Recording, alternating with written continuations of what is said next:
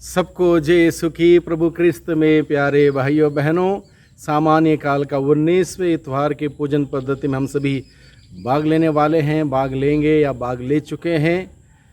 तो आज के दिन में आप सभी लोगों के लिए हम सभी लोग मिलकर प्रभु के वचनों पर मनन चिंतन करें, इसलिए आपको मैं स्वागत करता हूँ।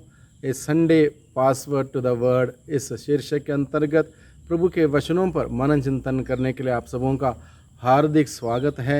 और आज के इस 19वें इतवार के पूजन पद्धति के मुख्य विषय है, सुसमाचार का मुख्य विषय है जीवन की यात्रा हम सभी कर रहे हैं स्वर्ग की ओर, और ये यात्रा सफल तब होगी जब ईसा और प्रार्थना हमारे साथ हमेशा बनी रहेगी, तब सफल होगी। और इस बात को, इस शीर्षक को लेकर हम लोग मनन चिंतन करेंगे 7 अलग अलग बिंदुओं पर। मुख्य रूप से आज के पाठ और सुसमाचार को मद्देनज़र रखते हुए 7 अलग अलग बिंदुओं के माध्यम से हम लोग प्रभु का वचन समझने की चेष्टा करें, प्रयास करें, क्योंकि प्रभु का वचन बहुत ही महत्वपूर्ण है हम सभी लोगों के लिए। क्योंकि प्रभु का वचन जब एक बार प्रभु के मुख से निकलता है, वहाँ पर जीवन लेकर आता है, वहाँ पर सामर्थ्य लेकर आता है, वहाँ पर शुद्धिकरण लेकर आता है, वहाँ पर सारे बंधन खोल देता है, वहाँ पर अद्भुत से अद्भुत कार्य करता है। इसलिए प्रभु का वचन समझने के लिए अलग अलग 7 बिंदुओं के द्वारा मैं आप सबों के साथ आज के सुसमाचार की व्याख्या करना चाहता हूँ। आइए हम प्रभु के वचन को समझने की चेष्टा करें। सबसे पहली बात यहाँ पर यह है, हम उस पार चलें। और ये आदेश था प्रभु यीशु का अपने शिष्यों को, इस प्रकार से यहाँ पर लिखा है। इसके बाद ईसा ने अपने शिष्यों को इसके लिए बाध्य किया कि वे नाव पर चढ़कर उनसे पहले उस पार चलें। तो हमारी यात्रा है, इस दुनिया में हम सबों की यात्रा है, इस दुनिया से स्वर्ग की ओर, इस ओर से उस ओर, इस पार से उस पार। और ये यात्रा बहुत कठिन हो सकती है, जैसे प्रभु के शिष्यों के साथ भी हुआ है। बहुत कठिन हुआ, बहुत समस्याएं आईं, बहुत सारे दिक्कतों का सामना उनका करना पड़ा। और हम सभी जब इस दुनिया में यात्री हैं, तीर्थ यात्री के रूप में यात्रा कर रहे हैं, इस दुनिया से स्वर्ग की ओर यात्रा कर रहे हैं, हमारी यात्रा में भी चुनौती आएगी, दिक्कतें आएंगी, समस्याएं आएंगी, लेकिन हमें डरना नहीं है, हमें डरना नहीं, हिम्मत नहीं हारना। और यहाँ पर हम देखते हैं इस पार से उस पार जाने के लिए प्रभु ने अपने शिष्यों से कहा, यानी कि असत्य से सत्य की ओर, अंधकार से उजाले की ओर, मृत्यु से जीवन की ओर। इसके साथ साथ अगर हमारे जीवन में भेदभाव है, किसी के प्रति घृणा है, ईर्ष्या है, नफरत है, तो प्रेम की ओर। अगर हम लोग अशांत हैं, तनाव चिंताओं में हैं, तो शांति की ओर। और इस प्रकार से अनेक बातों पर हम विचार कर सकते हैं। अगर हम लोग ईमानदार नहीं हैं, सच्चाई के मार्ग पर नहीं चलते हैं, बेईमानी हम पसंद करते हैं, तो ईमानदारी की ओर। इस प्रकार से इस पार से उस पार, इस ओर से उस ओर जाना बहुत कठिन है। क्योंकि दुनिया में हम लोग रहते हैं, दुनिया में जीते हैं, दुनिया की चीज़ें बहुत सुंदर लगती हैं, बहुत ही आकर्षक लगती हैं, बहुत ही अच्छी लगती हैं कहीं बार। इसलिए ये यात्रा इतना आसान नहीं है। इस पार से उस पार, इस ओर से उस ओर जाना इतना आसान नहीं है। इसके लिए सतत प्रयास और मेहनत और परिश्रम हमें करते रहने की आवश्यकता है। इसलिए प्रभु के शिष्यों के साथ भी जो हुआ वो हमारे साथ हो सकता है। इसलिए हम लोग बड़े बुलंद इरादों से आगे बढ़ें, इस ओर से उस ओर, इस पार से उस पार जाने की इस यात्रा में, यानी कि स्वर्ग से धरती से स्वर्ग जाने की यात्रा में हम सभी बड़े ईमानदारी से यात्रा करने का प्रयास करते रहें। इस पार से उस पार चलें, प्रभु ने अपने शिष्यों से कहा और उन्होंने यात्रा आरंभ की। उसके बाद वो यात्रा में लगे रहे, वो यात्रा में लगे रहे, जिस प्रकार से यहाँ पर लिखा है, इतने में भी स्वयं लोगों को विदा कर लेंगे। ईसा लोगों को विदा कर एकांत में प्रार्थना करने पहाड़ी पर चढ़े। अब प्रभु के शिष्य यात्रा उन्होंने आरंभ की, यात्रा उनकी चल रही थी। अब प्रभु क्या करते हैं, दूसरी बात यहाँ पर हमें मनन चिंतन करने के लिए है। प्रभु यीशु मसीह एकांत में पहाड़ी पर चढ़कर प्रार्थना करने लगे। यानी कि वो जितना भी व्यस्त रहे, जितना भी बिजी रहे, उन्होंने प्रार्थना को नहीं टाला। हम लोग क्या करते हैं अपने जीवन में, हमको उधर जाना है, इधर जाना है, वो काम है, ये जिम्मेदारी है, वो कर्तव्य है, तमाम बातों को लेकर हम लोग टाल देते हैं। चलो आज प्रार्थना के लिए टाइम ही नहीं है। प्रभु यीशु ने प्रार्थना नहीं टाली, प्रार्थना का महत्व बनाए रखा। भले अपने शिष्यों को भेजा, बल्कि वो स्वयं पहाड़ी पर चढ़े प्रार्थना करने के लिए गए। बहुत ही महत्वपूर्ण बात मुझे और आपको, हम सबों को सीखने के लिए है भाइयों बहनों। प्रार्थना हमारे जीवन में जिस प्रकार से हम सांसें लेने के लिए हम इस ऑक्सीजन को लेते हैं, उसी प्रकार से प्रार्थना और ईश्वर के साथ कनेक्टिविटी बहुत ही ज़रूरी है हम सबों के लिए। प्रभु का वचन हमें सिखाता है, प्रभु स्वयं अपने जीवन के उदाहरण के द्वारा हमें सिखाता है। प्रभु प्रार्थना के लिए गए। हो सकता है प्रभु के शिष्य यात्रा में व्यस्त रहे, प्रार्थना में उन्होंने समय नहीं बिताया। यानी कि प्रभु हम सबों को याद दिलाता है, जीवन के इस यात्रा में, इस धरती से स्वर्ग की ओर जो हम तीर्थ यात्री यात्रा कर रहे हैं, हम इस प्रार्थना के इस महत्वपूर्ण भाग को ना भूलें, इसको नज़र अंदाज ना करें, किनारा ना करें, ये टाले ना, बहाने बनाते हुए टाले ना, बल्कि इसको नियमित रूप से, व्यक्तिगत रूप से प्रार्थना करें, पारिवारिक रूप से प्रार्थना करें, कलीसिया के प्रति हमारे कर्तव्यों को निभाएं, इतवार और साबत के दिन की अनिवार्य पूजन पद्धति के दिनों में मिस्सा में भाग लें, हो सकता है रोज़ाना भाग लें। इस प्रकार से प्रभु का वचन पढ़ें, प्रार्थना करें, और ये प्रार्थना का उत्तम भाग हमारे जीवन से कभी अलग ना करें।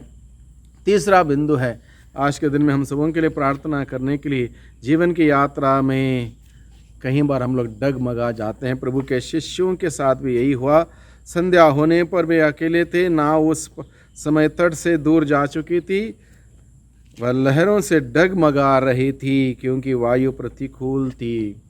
वायु प्रतिकूल थी क्योंकि जब हम दुनिया के साथ चलते हैं वायु अनुकूल रहेगी। हम बुराई में रहेंगे, बुरे कार्य करेंगे, बुरे संगति में आगे बढ़ेंगे, तो हमारे साथ खड़े होने वाले हर कोई होगा।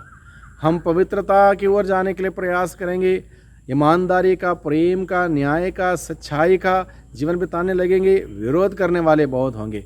वायु प्रतिकूल होगी। इस दुनिया से उस स्वर्ग की ओर जाने का रास्ता, सच्चाई का रास्ता, प्रभु का रास्ता, और इस रास्ते पर चलने के लिए बहुत कुछ हमें झेलना होगा, सामना करना होगा, चुनौतियों को स्वीकारना होगा, और यहाँ पर बहुत कुछ प्रतिकूल होगा। यहाँ पर देखते हैं वायु प्रतिकूल थी, इसलिए उनकी नैया, जीवन रूपी नैया डगमगाने लगी, उनकी नाव, उनकी किश्ती डगमगाने लगी। और ये हम सबों के साथ भी हो सकता है। कई बार हम लोग डगमगा सकते हैं विश्वास के कमी के वजह से, प्रभु के प्रति, एक दूसरे के प्रति प्रेम के कमी के वजह से हमारा जीवन डगमगा सकता है। प्रभु के मूल्य सिद्धांतों के अनुसार जीवन व्यतीत करने में हो सकता है हम लोग डगमगाते हों कई बार, और ये हम सबों के साथ हो सकता है। अगर ये इसमें हमें बुलंद रहना हो, प्रार्थना और प्रभु के वचनों में बुलंद रहना होगा। तो चौथी बात हम सबों के लिए मनन चिंतन करने के लिए है, चौथे पहर प्रभु ईसा उनके पास आए। जब वायु प्रतिकूल थी, दिक्कतों का सामना करना पड़ रहा था, प्रभु यीशु मसीह उस वक्त नहीं आए, उनको संघर्ष करने दिया। कुछ समय उनको ज़िंदगी के कड़वे अनुभवों को अनुभव करने दिया। जब कड़वे अनुभव उन्होंने किए, वायु का, प्रतिकूल वायु का सामना किया, विरोध का सामना किया, हमारे साथ भी हो सकता है कहीं प्रकार के विरोध की आंधी, नफ़रत के तूफान हमारे जीवन में आ सकता है। हम डगमगाए ना, उस वक्त हम विचलित ना हो, परेशान ना हो, दुखी ना हो। प्रभु हमारे साथ है, तो प्रभु हमारी मदद करने आएगा। और चौथे प्रहर यानी कि जब इंसान बहुत ज़्यादा थक जाता है, आराम करने चाहता है, सोना चाहता है, उस वक्त जब हमारी बस की नहीं रही, तब प्रभु यीशु मसीह हमारे जीवन में आता है, हमें उठा के चलता। जब हम चल नहीं पाते प्रभु हमें उठा के चलता है। इसलिए चौथे पहर का मतलब यह है, जब हम असमर्थ हो गए हैं, हर प्रकार से, हर एंगल से हम असमर्थ हो गए हैं चलने के लिए, आगे बढ़ने के लिए। तीर्थ यात्री लगभग मूर्छित हैं रास्ते में, अब आगे नहीं बढ़ पा रहे हैं, अंधकार छाया हुआ है। ऐसे में प्रभु यीशु मसीह आते हैं, हमें उठा के ले चलते हैं। इसलिए हम कभी विचलित ना हो, निराश ना हो, हताश ना हो। प्रभु हमारे साथ देने के लिए हमेशा उपलब्ध हैं, तैयार हैं, तत्पर हैं। प्रभु चौथे पहर आते हैं और उनका साथ देते हैं। उनके कष्टों में, उनका कष्ट दूर करने के लिए प्रभु उनका साथ देते हैं। पांचवा बिंदु आज के दिन में प्रार्थना करने के लिए, मनन चिंतन करने के लिए, पेतरुस पानी पर चला। अब यीशु जब उनके पास आए, उनको समझ में नहीं आया था ये यीशु है या कोई प्रेत है, पानी पर कोई थोड़ी चल सकता है। इसलिए जब पानी पर चलते हुए यीशु को देखा, वो घबरा गए, परेशान होने लगे और सोचने लगे कि भूत प्रेत तो नहीं। और पेतरुस बोलता है, यदि आप ही हैं प्रभु, तो मुझे भी आप जैसे पानी पर चलने की एक इजाज़त दीजिए, एक आदेश दीजिए, ताकि मैं भी पानी पर चल सकूं। और प्रभु ने कहा, आओ और चलो। और पेतरुस पानी पर चलने लगता है। पेतरुस पानी पर चलने लगता है। जब तक उसका ध्यान प्रभु यीशु पर केंद्रित था, अपने गुरु पर केंद्रित था, वो चल पाया पानी पर। कितनी अद्भुत बात है। और जब उसने अपनी नज़र प्रभु पर से हटाई, वहाँ उस लहरों पर नज़र रखी, समुद्र पर, उस पानी हिलते डुलते पानी पर नज़र रखी, वो डूबने लगा। यानी कि हम भी, हमारी नज़र अगर प्रभु के ऊपर से हम हटाएंगे, कलीसिया के ऊपर से हम हटाएंगे, प्रभु के मूल्य सिद्धांतों से हटाएंगे, प्रभु के वचनों से हटाएंगे, दुनिया में हम अपनी नज़र रखेंगे, दुनिया के ऊपर नज़र रखते हुए चलने लगेंगे, हम डूबेंगे, हम बर्बाद हो जाएंगे, हम उस प्रतिज्ञात देश यानी कि स्वर्ग नहीं पहुंच पाएंगे। ये हम सबों को सीखने के लिए प्रभु हमें बताता है।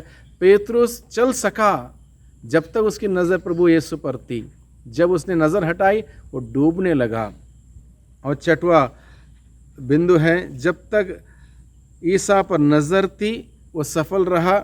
समस्या पर नज़र रखी तो डूबने लगा। यानी कि छठवां बिंदु में हमें इस बात को समझने की ज़रूरत है। हम अपना नज़र इस दुनिया में ज़रूर हैं, दुनिया में जीवन व्यतीत करते वक्त अपनी नज़र प्रभु पर केंद्रित करें, अपना ध्यान प्रभु पर केंद्रित करें, प्रभु के वचनों पर केंद्रित करें, प्रभु के मूल्य सिद्धांतों से कभी ना हटें और अपने लक्ष्य की ओर नज़र रखते हुए आगे बढ़ें।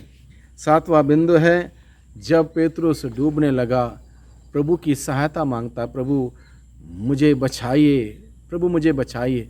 तो हम सबों को भी ज़रूरत है कि हम डूबते हैं, कई बार गिरते हैं, कई बार पाप में पड़ जाते हैं, रास्ता भटक जाते हैं, गलतियां होती हैं, इंसान हैं। लेकिन हम निराश नहीं होना, वहीं पर गिरे नहीं पड़ना है। जहाँ गिरे हैं उसी गंदगी में नहीं रहना है, हमें उठना है। हमें प्रभु से हमें प्रार्थना करने की ज़रूरत है, प्रभु मुझे बचा, प्रभु मुझे बचा। पेतरुस ने कहा, प्रभु मुझे बचाइए। प्रभु ने तुरंत अपना हाथ बढ़ाकर उसको बचाया और वो यीशु हम सबों को बचाएगा यदि हम प्रभु से कहेंगे, प्रभु मुझे बचाइए। और इस प्रकार से हम इस दुनिया से उस स्वर्ग की ओर यात्रा सफलता के साथ आगे बढ़ पाएंगे यदि यीशु के साथ हैं, यीशु के वचन के साथ हैं, संस्कारों के साथ हैं और प्रार्थना करते हुए आगे बढ़ेंगे। निश्चित रूप से हम सभी तीर्थ यात्री जो इस धरती पर तीर्थ यात्रा कर रहे हैं, एक दिन स्वर्ग पहुंच जाएंगे, स्वर्गीय जीवन हम सबों को प्राप्त होगा। तो भाइयों बहनों, आज के दिन में जब हम सभी प्रभु के इन वचनों पर मनन चिंतन करते हैं, तो प्रभु से प्रार्थना करें कि हम सभी इस धरती पर सफलतापूर्वक यात्रा करते हुए एक दिन स्वर्ग धाम हम सभी पहुंच सकें। आइए हम प्रार्थना करें। सर्वशक्तिमान पिता परमेश्वर, धन्यवाद देते हैं आज के जीवंत वचनों के लिए। जीवंत वचनों के द्वारा प्रभु आपने हम सबों को बहुत सारी बातें सिखाई हैं। मुख्य रूप से आपने हम सबों को सिखाया है, हम सभी इस धरती पर तीर्थ यात्री हैं। हम यहाँ पर परमानेंट नहीं हैं, हम यहाँ पर, हमारा जीवन यहाँ पर क्षण भंगुर है, 4 दिन की ज़िंदगी है। लेकिन 4 दिन की ज़िंदगी में प्रभु हमें यहाँ पर नहीं खोना है, यहाँ पर बर्बाद नहीं होना है, बल्कि प्रभु आपने हम सबों को सिखाया है, हम सबों को इस दुनिया के जीवन को जीते हुए, अच्छे तरीके से जीते हुए, सुंदर नेक आदर्श क्रिस्तीय जीवन जीते हुए एक दिन स्वर्ग धाम में पहुँचना है। उसके लिए हमें आपकी ज़रूरत है, आपके वचनों की ज़रूरत है, आपके मूल्य सिद्धांतों की ज़रूरत है, पवित्र जीवन बिताने की ज़रूरत है। प्रभु हम सबों को हिम्मत और कृपा साहस प्रदान कीजिए, बल प्रदान कीजिए, आत्मा के द्वारा प्रभु हमारी अगुवाई कीजिए, जिससे कि प्रभु हम सभी इस धरती पर एक पवित्र जीवन बिताते हुए स्वर्ग धाम में पहुँचने वाले हम सभी बन सके। हमारे दुर्बलता में, कमी कमजोरियों में अपनी आत्मा के द्वारा प्रभु हमारी अगुवाई कीजिए। जब हम भटक जाते हैं, गिर जाते हैं, पाप में हमें उठाइए और इस प्रकार से प्रभु आपके रास्ते पर बने रहने के लिए हम सबों को विशेष कृपा और अनुग्रह प्रदान कीजिए। दुआ करते हैं उद्धारकर्ता यीशु मसीह के नाम से, आमीन।